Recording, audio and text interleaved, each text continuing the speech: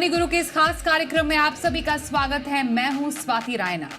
नए साल में फिक्स्ड इनकम में निवेश के कहां बनेंगे मौके, किन डेट कैटेगरी में निवेश से होगा फायदा, तो आज हम मनी गुरु बेमिसाल निवेश में बात करने वाले हैं। डेट में बेस्ट निवेश ऑप्शंस कौन से हैं और इस पर हम चर्चा करें। उसके लिए हमारे साथ खास एक्सपर्ट्स हैं, उनका परिचय हम करा देते हैं। हमारे साथ कीर्तन शाह हैं, सीईओ क्रेडेंस वेल्थ से। कीर्तन, आपका बहुत स्वागत करते हैं मनी गुरु के आज के इस खास कार्यक्रम में। 2023 से 2024 का सफर जब हम तय कर रहे हैं, कई ऐसे इंपॉर्टेंट माइलस्टोन्स हैं जो हमने 2023 में देखे, स्पेशली जब हम फाइनेंशियल वर्ल्ड की बात करते हैं और मार्केट्स की बात करते हैं, तो थोड़ा बहुत 2023 को देखना, समझना और उससे हम क्या लेकर 2024 में आ रहे हैं वो बेहद ज़रूरी है, क्योंकि अपॉर्चुनिटीज़ वहीं से बनेंगी। मैं आपसे समझना चाहती हूँ सबसे पहले कीर्तन कि स्पेशली आज हम क्योंकि डेट कैटेगरी की बात करने वाले हैं, फिक्स इनकम की बात करने वाले हैं। फिक्स इनकम के लिए साल 2023 सही रहा अगर हम कहेंगे, और 2024 से क्या हम एक्सपेक्टेशन लेकर आए हैं इसकी भी बात करना ज़रूरी है। कुछ पॉजिटिव फैक्टर्स पहले ज़रा बताइए आप फिक्स इनकम या डेट के लिए, जो कि शेप अप करेंगे इस कैटेगरी को 2024 में। और जिस समय अभी मैं आपसे सवाल पूछ रही हूँ, उस समय कई जो बड़े बड़े बैंक्स हैं वो भी ये उम्मीद जता रहे हैं, जैसे एसबीआई ये उम्मीद जता रही है कि 2024 के ऑलमोस्ट मध्य तक ब्याज दरों में कटौती की उम्मीद उनको भी है। और यही कुछ हम जो संकेत है वो ग्लोबली भी देख रहे हैं। तो डेट के लिए पॉजिटिव फैक्टर 2024 में कैसे? स्वाति जी, जैसे आपने सही कहा कि globally interest rate stop out हो चुके हैं, ऐसा अंदाजा लग रहा है। आप देखिए, ना सिर्फ इंडिया में पर ग्लोबली हर सेंट्रल बैंक उनकी पॉलिसी में ऑफ कोर्स बहुत ही स्ट्रेट फॉरवर्ड नहीं, पर ये काफ़ी इंडिकेशंस दे चुके हैं कि शायद इंटरेस्ट रेट्स अब यहाँ से गिरने वाले हैं। डिस्कशन सिर्फ यही है या स्ट्रीट डिवाइडेड सिर्फ इन चीज़ों पे है कि क्या रेट कट फर्स्ट क्वार्टर में होगा या सेकेंड क्वार्टर में होगा। मुझे ऐसा लग रहा है कि अगर आप एक हफ्ता पीछे चले जाए, तब तक एक्सपेक्टेशन ये था कि यूएस में शायद सेकेंड क्वार्टर में रेट कट होगा। पर पिछले एक हफ्ते में बहुत सारी ऐसी डेवलपमेंट्स हुई है जिसकी वजह से शायद स्ट्रीट ये एक्सपेक्ट करने लगा है कि रेट कट शायद पहले क्वार्टर में हो जाए, मार्च तक। अगर आप पीसीई डेटा देख ले, रिटेल सेल्स डेटा देख ले, जॉबलेस क्लेम्स देख ले, तो यूएस में ये सब डेटा ये हिंट कर रहा है कि शायद इकोनॉमी उनकी स्लो हो रही है और इकोनॉमी को सपोर्ट करने के लिए शायद यूएस को एक्सपेक्टेड था उससे जल्दी रेट कट करना पड़ेगा। और देखिए, जब तक यूएस रेट कट नहीं करता है, इंडिया रेट कट नहीं कर सकता है, क्योंकि अगर इंडिया रेट कट पहले करेगा तो इंडियन करेंसी पे ज़्यादा नेगेटिव इम्पैक्ट आएगा। तो हमें वेट करना पड़ेगा कि यूएस जब रेट कट करेगा, और वो होपफुली पहले या दूसरे क्वार्टर में मैक्सिमम हो जाएगा, उसके बाद इंडिया रेट कट करेगा। और जब भी रेट कट होता है, ये एनवायरनमेंट फिक्स्ड इनकम के लिए काफ़ी पॉजिटिव है, क्योंकि होता ये है कि मान लीजिए आप अगर एक 100 रुपया किसी एक बॉन्ड में निवेश कर रहे 7% पे, और आपके निवेश करने के बाद इंटरेस्ट रेट कट जाता है और नया बॉन्ड 6% में मिले, तो आपके बॉन्ड की ऑटोमेटिकली वैल्यू बढ़ जाती है, क्योंकि मार्केट में ये सेम बॉन्ड 6% पे मिल रहा है पर आपके पास 7% में है। तो आपको ना सिर्फ वो 7% मिलेगा, पर डिमांड बढ़ने की वजह से जो उस बॉन्ड की प्राइस भी बढ़ी है, कैपिटल गेन जिसे हम कहते हैं, वो भी मिलेगा। इसीलिए जब इंटरेस्ट रेट्स नीचे गिरते हैं, ये बॉन्ड मार्केट के लिए बहुत पॉजिटिव है। और ये एक्सपेक्ट किया जा रहा है कि क्योंकि 2024 में रेट कट होंगे, फिक्स्ड इनकम में काफ़ी अच्छी अपॉर्चुनिटीज बन सकती है। स्वाति जी, बिल्कुल। तो फिक्स इनकम में तमाम जो निवेश के मौके बनेंगे उसका निवेशकों को बेसब्री से इंतजार है, और इसका एक बहुत बड़ा फैक्टर यही है कि ब्याज दरों में कटौती की पूरी उम्मीद जताई जा रही है। पिछले 5 महीनों से लगातार आरबीआई ने भी ब्याज दरों में कोई बदलाव नहीं किया। सभी को उम्मीद ये है कि इस बार अब अगला जो अब पॉलिसी होगी उसमें कम से कम कटौती तो हम नहीं देख रहे हैं, बदलाव भी नहीं होगा, लेकिन जल्दी अब हम पीक आउट क्योंकि हो चुके हैं ब्याज दरों में, जल्दी कटौती का एक दौर हम आता हुआ ज़रूर देखेंगे, जिसके इंडिकेशंस हमें क्लियरली मिल रहे हैं। और कीर्तन ने भी बताया कि कैसे ग्लोबली फेड ने इसका संकेत दिया, और यहाँ तक कि 3 बार रेट कटौती की उन्होंने बात की 2024 में, और उसके बाद साल के मध्य तक उम्मीद यही है कि भारत में भी रेट कटौती होने की संभावना है। एक बड़ा बदलाव कीर्तन जो हमने साल 2023 में डेट में देखा वो इन टर्म्स ऑफ टैक्सेशन था, और ये एक तरीके से एक शॉकर के रूप में आया था, क्योंकि बजट में हमने ऐसा कोई ऐलान नहीं देखा था। जब बजट पेश किया गया तो इस तरीके के कोई भी इंडिकेशन नहीं थे कि कुछ भी ऐसा तरीके का कोई भी फैसला लिया जा सकता है। लेकिन अचानक से फाइनेंस मिनिस्टर की तरफ से ये बात सामने आती है, अनाउंसमेंट आती है कि डेट से इंडेक्सेशन बेनिफिट को हटा दिया जाएगा और वो स्लैब रेट के हिसाब से टैक्स होगा। ये जो एक बदलाव हुआ डेट टैक्सेशन में, क्योंकि अब अप्रैल से अब तक काफ़ी समय हो चुका है, क्या बड़े changes in terms of debt investment आए हैं इस साल 2023 में, स्पेशली फिक्स्ड इनकम में, इस वजह से? देखिए, मेरे हिसाब से सबसे पहले तो ये पिन पॉइंट करना बहुत ज़रूरी है कि ये एक पॉलिसी मिसअलाइनमेंट है मेरे हिसाब से। क्योंकि अगर आप देखिए, आरबीआई बहुत टाइम से कोशिश कर रहा है कि डेट मार्केट्स को थोड़ा-सा रिवाइव कर सके इंडिया में, क्योंकि लिक्विडिटी नहीं है, स्पेसिफिकली कॉर्पोरेट बॉन्ड मार्केट में, और सबसे बड़ा प्लेयर कॉर्पोरेट बॉन्ड मार्केट में आज म्यूचुअल फंड्स है। तो अगर आप इंडेक्सेशन हटा देंगे तो म्यूचुअल फंड्स में जो वो स्वीटनर था रिटेल इन्वेस्टर को इन्वेस्ट करने के लिए, वो शायद चला गया है। But fortunately unfortunately Swati ji, आप अगर देखेंगे तो ये जो फिक्स्ड इनकम मार्केट में म्यूचुअल फंड के द्वारा भी जो निवेश किया जाता है, उसमें बहुत छोटा पैसा रिटेल इन्वेस्टर का लगा हुआ है। मुझे ऐसा लग रहा है म्यूचुअल फंड्स की जिस तरीके से नॉलेज बढ़ रही थी, ये पैसे धीरे-धीरे करके फिक्स्ड डिपॉजिट या दूसरे फिक्स्ड इनकम इंस्ट्रूमेंट से निकलकर डेट म्यूचुअल फंड्स में आ सकते थे। पर आज जब आप और मैं बात कर रहे हैं, तो वो पैसा रिटेल की तरफ से बहुत छोटा था। तो इसीलिए इसका impact actual debt mutual fund पे बहुत कम हुआ है, क्योंकि लार्जली सोफिस्टिकेटेड इन्वेस्टर्स और ट्रेजरीज और कॉर्पोरेट्स ही पैसा लगाती थी फिक्स्ड इनकम में डेट म्यूचुअल फंड के द्वारा। तो उसकी वजह से ये बहुत बड़ा इम्पैक्ट आपको इमीडिएटली नहीं देखने मिल रहा है। पर मुझे ऐसा लग रहा है कि बहुत सारे रिटेल इन्वेस्टर्स जो धीरे-धीरे कन्विंस हो रहे थे कि उनको डेट म्यूचुअल फंड में आना चाहिए फिक्स्ड डिपॉजिट जैसे प्रोडक्ट्स को छोड़कर, उस पे शायद थोड़ी-सी ब्रेक लग गई है। तो पैसा आना कम नहीं हुआ है, क्योंकि लार्जली रिटेल का पैसा बहुत कम था, और सोफिस्टिकेटेड इन्वेस्टर आज भी समझता है कि म्यूचुअल फंड्स में आपको लिक्विडिटी मिलती है, म्यूचुअल फंड्स में आपको डाइवर्सिफिकेशन मिलता है, क्योंकि आप एक डेट म्यूचुअल फंड में डालेंगे तो वो 100 बॉन्ड्स में पैसा निवेश करते हैं। और अगर आपको थोड़ी-सी भी समझ है, जैसे आज हम बात कर रहे हैं कि इंटरेस्ट रेट स्टॉप आउट हो गए और यहाँ से गिरेंगे, और अगर आप सही ड्यूरेशन ध्यान में रखकर अगर सही कैटेगरी में डेट म्यूचुअल फंड में निवेश करें, तो आपको फिक्स्ड डिपॉजिट से काफ़ी ज़्यादा बेनिफिट हो सकता है। तो मुझे ऐसा लग रहा है कि आज भी ट्रेजरी, सोफिस्टिकेटेड इन्वेस्टर्स या जो कॉर्पोरेट्स पैसा लगा रहे थे डेट म्यूचुअल फंड में, वो कंटिन्यू हो रहा है। बहुत कम इम्पैक्ट हमने इस चीज़ का मार्केट में देखा है, क्योंकि रिटेल इन्वेस्टर्स ऐसे भी बहुत छोटा-सा नंबर था जो डेट म्यूचुअल फंड्स में इन्वेस्ट करता था। बिल्कुल। तो ये कुछ बड़े बदलाव जो कि 2023 में हमने डेट म्यूचुअल फंड में आते हुए देखे। हमारे साथ हेमंत रुस्तगी भी जुड़ चुके हैं शो में, सीईओ हैं वाइज इन्वेस्ट से। हेमंत जी, बहुत स्वागत करते हैं आपका हमारे आज के इस खास शो में।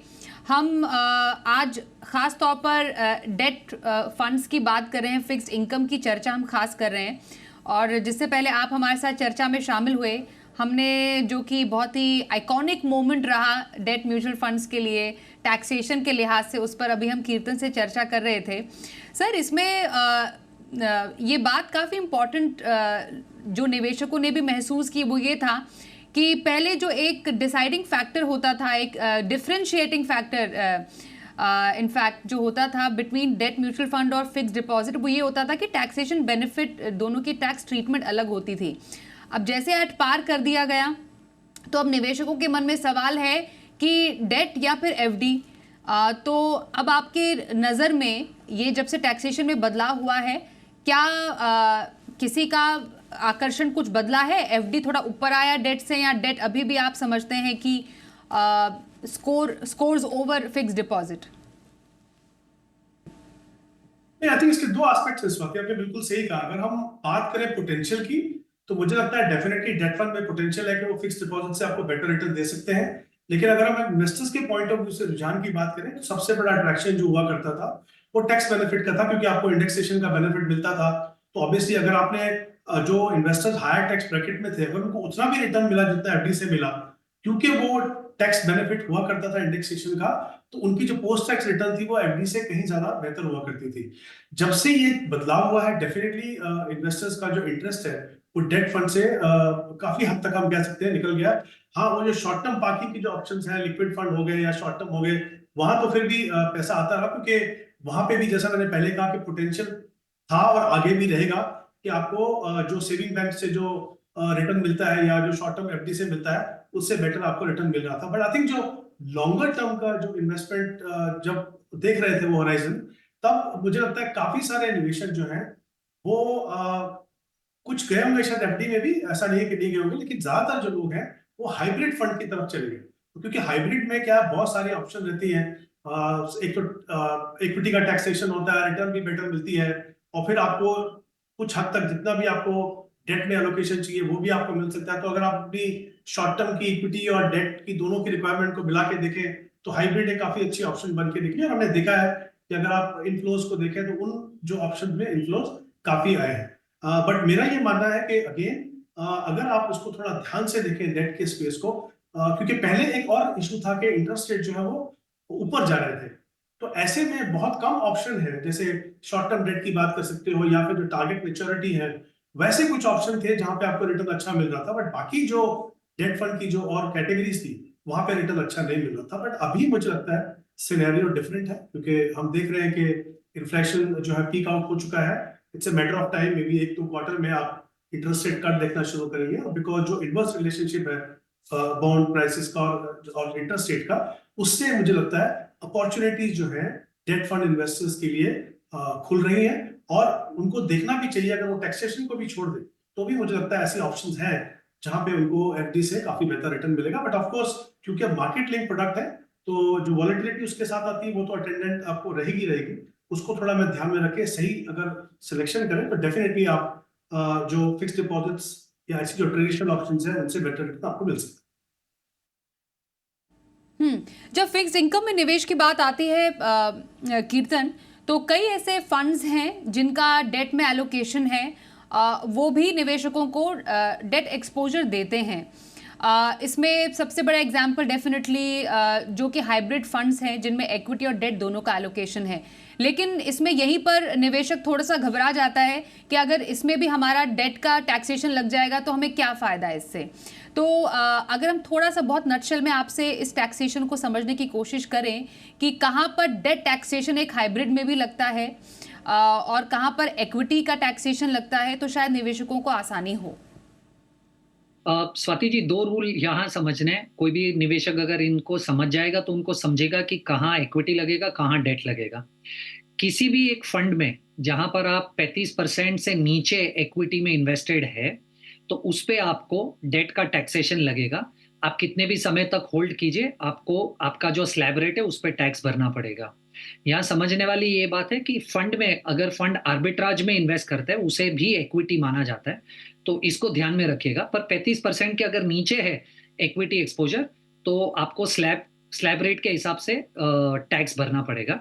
और अगर आपके फंड में 35% से लेकर 64% तक, 35 से 64% तक इक्विटी है, तो आपको पहले जो डेट में इंडेक्सेशन एडवांटेज मिला करता था वो एडवांटेज मिलेगा, जिसमें 3 साल के नीचे तक अगर आप होल्ड करेंगे तो 30% टैक्स लगेगा, और 3 साल से ज्यादा अगर आप होल्ड कर रहे हैं तो आपको इंडेक्सेशन का एडवांटेज मिलेगा। और मुझे ऐसा लग रहा है ये इस माध्यम से कम्युनिकेट करना बहुत इंपॉर्टेंट है। बहुत सारे लोग हाइब्रिड फंड्स में इसलिए निवेश करते हैं क्योंकि उनको लगता है कि डेट टैक्सेशन नहीं चाहिए और मुझे इक्विटी टैक्सेशन चाहिए। अगर आप 8-9-10% पे बेसिक कैलकुलेशन करें तो डेट प्लस इंडेक्सेशन वाला जो बेनिफिट है वो ज्यादा टैक्स एफिशिएंट है इक्विटी से। तो मुझे ऐसा लग रहा है कि आप जब हाइब्रिड फंड्स में निवेश कीजिए, ऐसे फंड को ढूंढिए जिसमें इंडेक्सेशन का एडवांटेज मिलता है, वो बेटर टैक्सेशन है वर्सेस इक्विटी।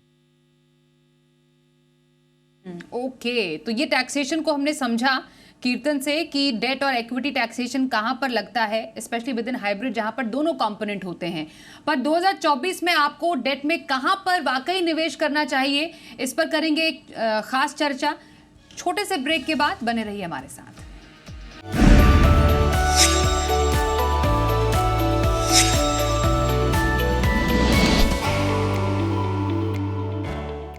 तो नया साल निवेश बेमिसाल। आज हम बात कर रहे हैं डेट म्यूचुअल फंड में निवेश की। डेट में बेस्ट निवेश कहाँ करें? हमारे साथ हेमंत रुस्तगी हैं वाइज इन्वेस्ट से और क्रेडेंस वेल्थ के कीर्तन शाह। हेमंत जी, अब किसी को ज़्यादा से ज़्यादा फायदा डेट निवेश से उठाना है तो नए साल 2024 में कहाँ पर निवेश के मौके बनेंगे, कहाँ पर निवेश करना चाहिए? आई थिंक जैसा मैंने पहले भी कहा कि मौके हैं डेफिनेटली, बट ऑब्वियसली आपको दोनों देखना है एस्पेक्ट, रिस्क और रिवॉर्ड। तो आई थिंक मैं इसको दो कैटेगरीज में इसको डिवाइड करूंगा मैं।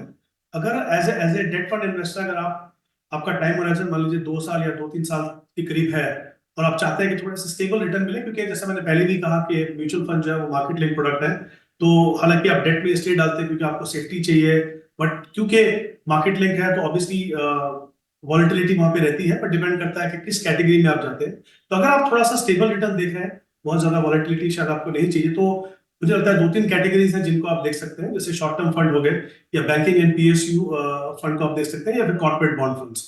बट अगर आप थोड़ी सी एक तरह से मैं कहूंगा कि टेक्निकल अगर एलोकेशन करना चाहते हैं, आपको जैसे मैंने पहले कहा जो इनवर्स रिलेशनशिप है इंटरेस्ट रेट और बॉन्ड प्राइस के बीच में, उसका फायदा उठा के अगर आप चाहते हैं कि अच्छा रिटर्न मिले, तो फिर कुछ कैटेगरीज है वहां पे, जैसे डायनेमिक बॉन्ड फंड्स हो गए, जहाँ पे फंड मैनेजर उनके अपने व्यूज के हिसाब से जो मॉडिफाइड ड्यूरेशन को उसको वो बदलते रहते हैं, वो एक ऑप्शन रह सकती है। या फिर medium to long term funds और लॉन्ग टर्म फंड्स और गिल्ड फंड्स, ये 3-4 कैटेगरीज हैं। बट मुझे लगता है जिस तरह की सिचुएशन अभी है, अगर आप उसके इन्वेस्ट करने के अटेंडेंट रिस्क को समझते हैं, थोड़ी वॉलेटिलिटी को देख सकते हैं, थोड़ा सा लॉन्गर ड्यूरेशन अगर आपके पास समय है इन्वेस्टेड रहने के लिए, तो मुझे लगता है जो लॉन्ग ड्यूरेशन जो फंड्स हैं वो सबसे बेहतर ऑप्शन है इस समय पे किसी भी निवेशक को, अगर आप इस चीज का फायदा उठाना चाहते हैं कि जब इंटरेस्ट रेट नीचे जाए तो आपको बेहतर रिटर्न मिले।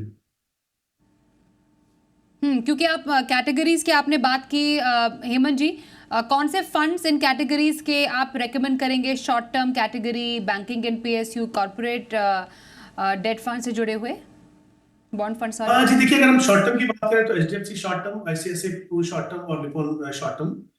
उसके अलावा अगर आप बैंकिंग एंड पीएसयू की बात करें तो एवीएसएल बैंकिंग एंड पीएसयू, बंधन बैंकिंग पीएसयू और एचडीएफसी बैंकिंग पीएसयू।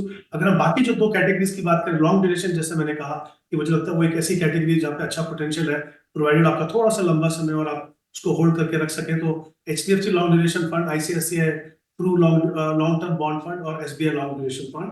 और डायनेमिक बॉन्ड फंड्स के अंदर HDFC dynamic bond fund, Kotak dynamic bond fund और Nippon India dynamic bond fund, ये कुछ फंड्स हैं इन कैटेगरीज के जिनको इन्वेस्टर्स देख सकते हैं अपने इन्वेस्टमेंट ऑप्शन के लिए। बिल्कुल। तो कुछ फंड्स हैं, कुछ कैटेगरीज हैं जिनका खास ख्याल आप नए साल में रख सकते हैं।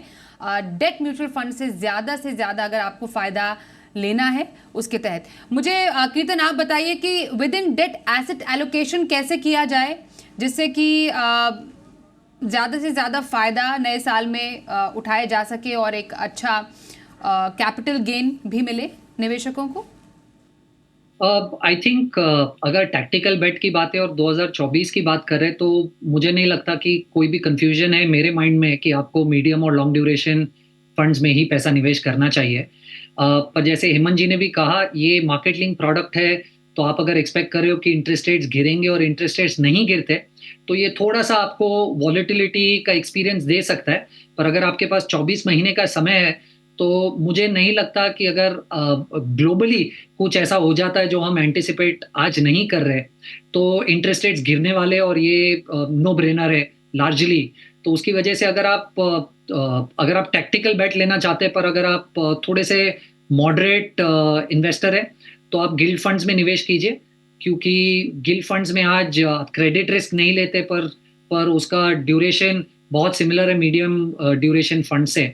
और अगर आप थोड़े से अग्रेसिव इन्वेस्टर है जो इंटरेस्ट रेट्स के मूवमेंट्स वगैरह समझते हैं, तो आपको लॉन्ग ड्यूरेशन फंड्स में निवेश करना चाहिए। तो मीडियम ड्यूरेशन में आप एसबीआई मीडियम ड्यूरेशन कंसिडर कर सकते हैं, और अगर आप थोड़े से अग्रेसिव है तो निप्पॉन इंडिया निवेश लक्ष्य जो एक लॉन्ग ड्यूरेशन फंड है, ये कंसिडर कर सकते हैं। बिल्कुल। तो medium to long duration funds कुछ ऐसे कैटेगरीज है जहां पर निवेश करना चाहिए। हेमंत जी जैसे कह रहे हैं कि banking and PSU, corporate bond fund, ये कुछ ऐसे कैटेगरीज है जहां पर आप खास ध्यान रख सकते हैं साल 2024 में। तो फिक्स्ड इनकम में एक सटीक स्ट्रैटेजी आप बनाइए और ज़्यादा से ज़्यादा इसका फ़ायदा उठाइए। और चर्चा में शामिल हुए आप हेमंत जी और कीर्तन, आप दोनों का बहुत धन्यवाद करेंगे हमारे साथ मनी गुरु के आज के इस खास कार्यक्रम में शामिल होने के लिए। यहाँ पर रुकते एक ब्रेक के लिए, पर खबरों का सिलसिला आगे भी जारी रहेगा, बने रहिए हमारे साथ।